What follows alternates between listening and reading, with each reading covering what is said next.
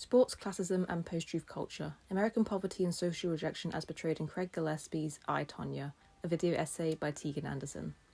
In 2017, the United Nations issued a report on human rights and extreme poverty in the United States, revealing that 40 million Americans live in poverty, 18.5 million live in extreme poverty, and 5.3 million live in conditions of absolute poverty that are comparable to third world countries.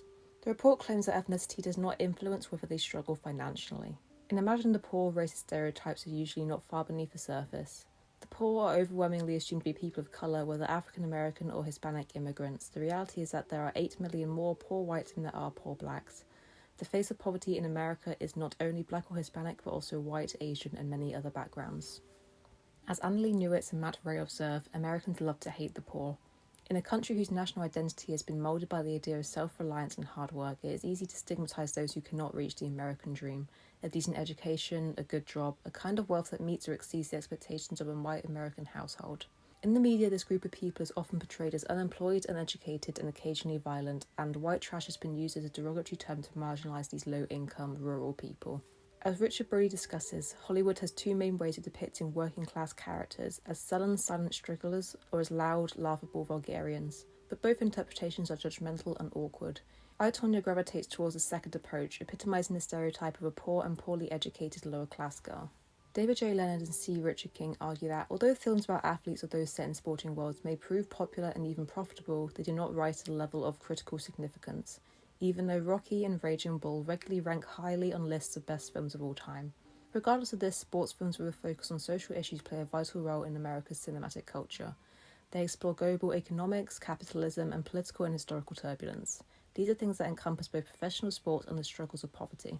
I, Tonya tells the story of famous or infamous figure skater Tonya Harding, an athlete who gained extreme public interest after allegedly being involved in the 1994 attack of her biggest opponent, Nancy Kerrigan. Harding and her husband both faced criminal charges for orchestrating the attack, which aimed to prevent Kerrigan from competing in the US Figure Skating Championships and the upcoming Olympic Games. The film not only focuses on Harding as an athlete, but on her as an American, wife, daughter, and enemy of the public. It's important to note that her involvement in the film means that it is a product of her perspective, allowing her to position her background as a key element of the story and present herself as struggling emotionally and financially while keeping her ravenous passion for skating. During the film's interview sequences, Gillespie emphasises white trash cliches through Margot Robbie's portrayal of Harding, cursing, smoking, leaving school and marrying young. This rugged and rustic character also chops wood, fixes cars and holds tough manual labour jobs that contradict the femininity of her sport. This may make it more difficult for the audience to identify with the protagonist. Here it is important to acknowledge recent studies on female biopics. Karen Hollinger observes, "The critical consensus has been that the biopic is a deeply conservative cinematic form that represents a backward-looking glorification of the past, promotes the cult of the individual, and supports the idea of the self-made man. Yet a number of biopics of women challenge all of these characterizations. They show the genre to be much more complicated and challenging to regressive ideas than has been proposed. The film's multi-generic and multi-subgenric nature makes them specifically open to different formats and thematic possibilities." Viewers may sympathise with Harding's struggle to overcome, but others will want to distance themselves from her crude tendencies.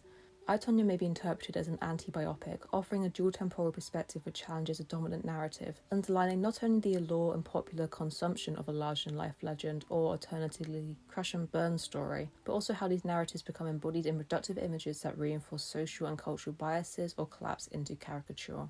As Brody argues, the movie perpetrates the very condescension that it purports to condemn. It treats Tonya's background, her tastes, her habits, her way of talking as a joke. However, Harding does not submit to the ascribed image, instead presenting herself as valiant and daring. She admits trashy Tonya does not belong, and her passion for ice skating serves as a path into a supposedly better life, but her background always overshadows her talent and commitment.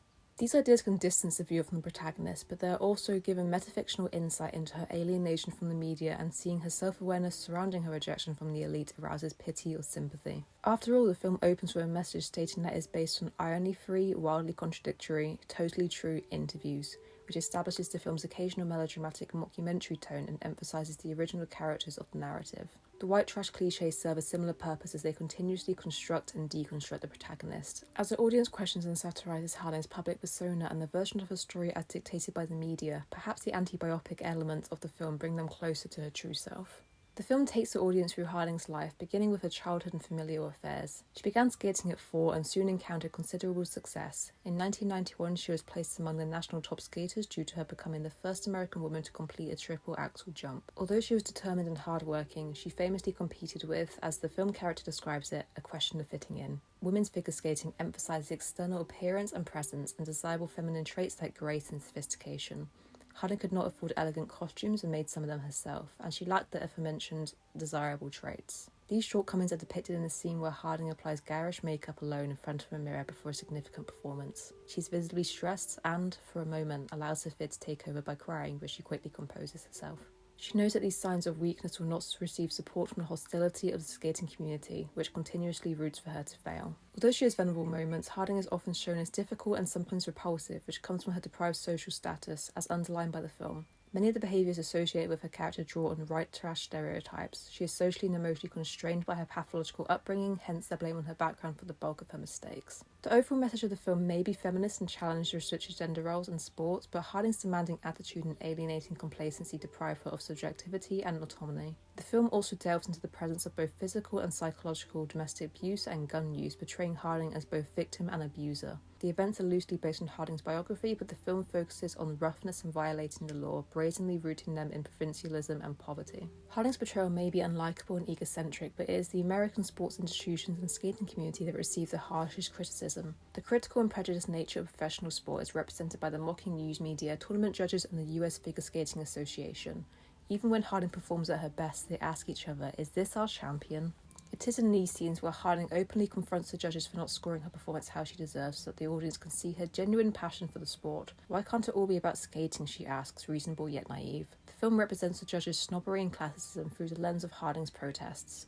Her enemies become the audience's enemies. As noticed by Don Johnson, American sport tends to be democratic, but I, Tonya's figure skating community is not overtly inviting or socially inclusive. It demands a compliance with gender-restrictive rules and expectations regarding the athlete's social background, behaviour and physical appearance in addition to athletic results. The FSA's insistence on promoting female athletes who could be the showpiece of American women's sports is shown. Feminine, attractive and well-mannered, all things that Harding is not. They require a wholesome American family to fulfill the American ideal of the nuclear family, something which the film presents as a reason for Harding's reconciliation with her abusive husband. These ideals are more likely to be condemned currently, but the film depicts 1990s sports scene as an openly hostile environment for women and is especially patronising to those who express grievances and are disinterested in disguising their flaws. The film also portrays the American media as both unreliable and unprofessional. The journalist who offers commentary on Harding's career and relationship with the media is presented as shallow and upholds a specific ideal of female athleticism, one which the press seeks to maintain and Harding refuses to deliver. This may be an explanation why Harding has failed to immortalise herself through sport, as Raymond L. Schmidt and Wilbert M. Leonard would describe. The scholars explored the processes through which Americans seek to leave their mark for achievements in sport and conceptualised the belief of post-self, the concern of a person with presentation of his or herself in history. Harding's post-self, as presented in Gillespie's film, incorporates her athletic excellence to some extent. It is presented as a work of a furious virtuoso in a sort of tunnel vision monomania, but it is ultimately dominated by her public image, including her social background and the Nancy Kerrigan scandal. The director does not authenticate her narrative, instead creating a perverse sense of credibility through absurd and often comedic fake interviews and a mockumentary style.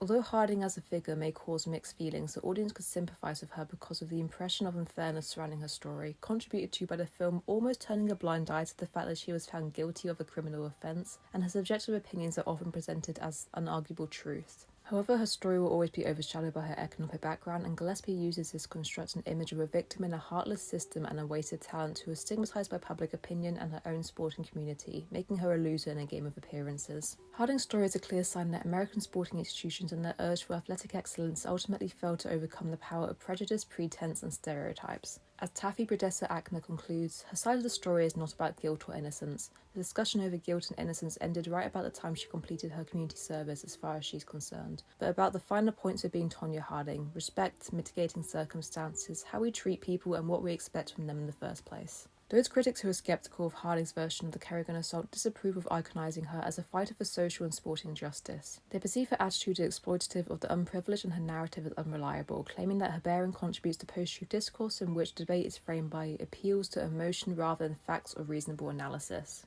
I, Tonya extends beyond individual biography to address American poverty and its problematic relation to sports and media culture in its portrayal of a white working-class anti-heroine. By revealing an equivocal heroine, the film provides her sporting accomplishments with social and economic backgrounds, allowing the audience to understand the nature of the sporting and social communities in which Harding exists. Harding as a figure is portrayed as a reflection of her dysfunctional family, the malevolent skating community, and her controversial media image. Most emphatically, the film focuses on her identity and characteristics, presenting her as vulgar, loud, and demanding, attenuating these solely through reference to her family and social background. The film constantly poses questions about fitting in physically and socially, and most importantly, in terms of keeping up appearances. With Harding, what Schmidt and Leonard have described as a supposed self emanates from her public and private struggles rather than from her talent, hard work, and athletic excellence.